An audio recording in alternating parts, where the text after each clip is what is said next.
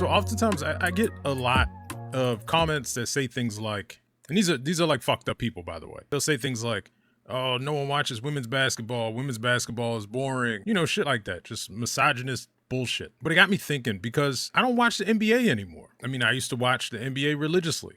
Wasn't even that long ago. I remember during the pandemic watching all of those bubble games, just glued to my seat. But that's not the case anymore. It's interesting to examine though, because you know you have that thought, and you think to yourself like, it's like, oh, okay, so this is what I'm doing. So obviously everyone else is also doing this because you think you're the smartest person in your world. So it's like, obviously, if I'm doing it, everyone else is doing it. I wanted to see. So I like looked up the stats. I wanted to see what the viewership numbers have been for the NBA because I just assumed, right, that they were down, and they were down across the board.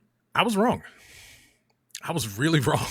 I saw a bunch of different metrics. One was saying that for last year, the viewership numbers were up like 89%, which is insane. But then more specific things said somewhere around like 18%. But the prevailing sentiment is that NBA viewership is up, and it's up significantly. And I'm like, well, how can that be? Because, I mean, I'll see people online say things like, I can't watch this shit anymore. And I'm the same way. They can't watch it because of all the foul baiting, the lack of defense, load management, shit like that. Your favorite players just not fucking playing because they don't feel like it, getting paid tens of millions of dollars and playing half-ass. The product itself, it sucks now. I know I'm not the only person that thinks that. The product itself fucking sucks. And yet, more people are watching it than ever. Now, if you dig into this, what you'll find is that because the NBA has a lot of contracts now with streaming providers, that's why the numbers are what they are now. And the age of the demo has gone down. So the average viewer in the NBA is a lot younger now. And I don't know. I just find that interesting because how do you square both things? Because we know the product sucks. We know it's not what it used to be.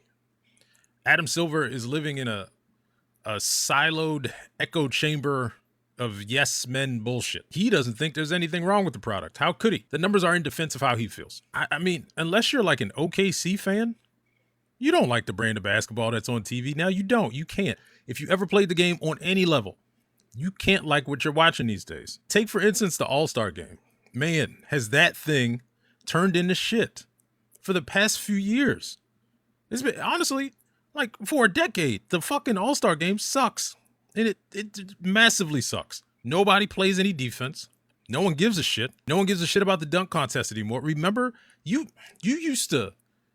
specifically, I'm talking to you. You used to sit down that weekend, that Saturday, and be so excited to watch the dunk contest because you knew you was going to see some shit you've never seen before.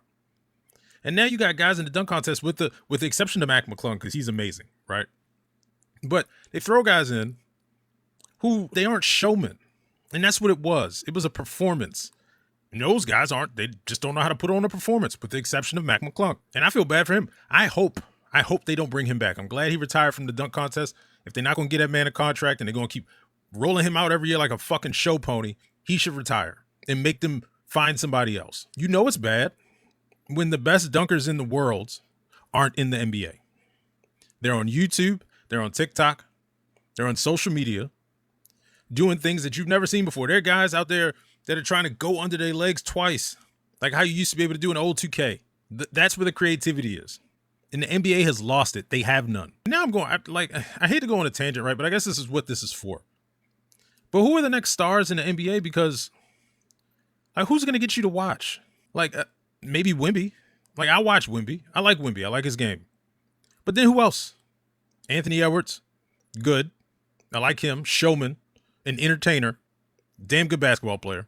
But who else you got? Anthony Edwards. Wemby.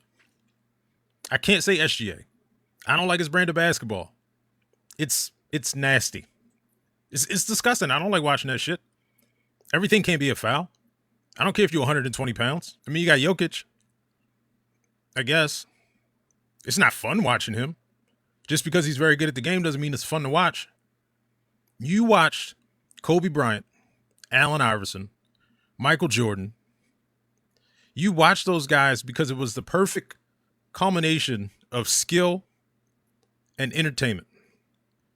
It was a perfect combination of those things that had you glued to your seat night in and night out. You couldn't wait to see what they were going to do next.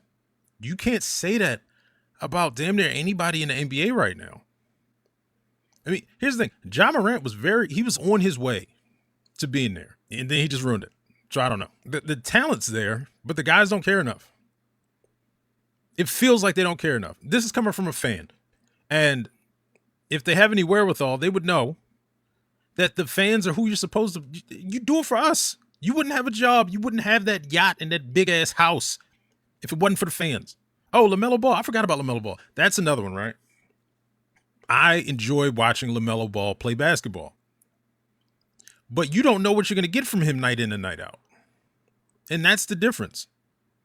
The names I mentioned, the Derrick Roses, the Kyrie Irvings, you knew what you were going to get from those guys night in and night out.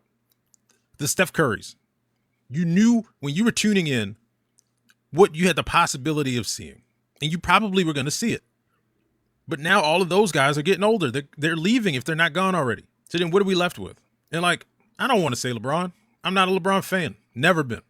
I don't like him. He flops way too much. You too goddamn big to play that way. You too big. I don't like that shit. Never. Listen, if you're new here, hi, thank you for being here. Not a LeBron James fan. Never have been, never will be. So he's not on my list. Sorry. But what I will say, where I will give him credit, is that he is a showman. And whether or not you like him, you're probably going to tune in. But now we have Luka. Again, just a guy that complains 24/7, whether he makes a shot or not. Don't play a lick of defense. Do you like watching that? No, you probably don't. And if you say you do, that's fine.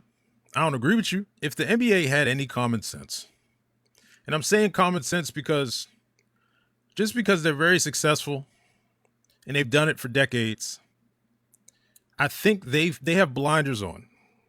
They feel like they know it all when there's so many things happening in the basketball subculture that they could take bits and pieces from. The one-on-one scene on YouTube.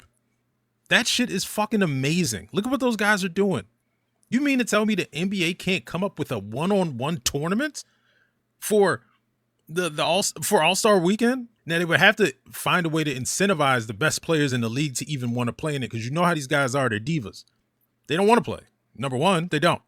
So you got to figure out a way to incentivize them. But the NBA has money.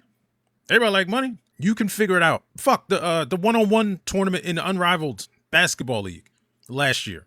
That was like one of their most watched things they had. It's smart.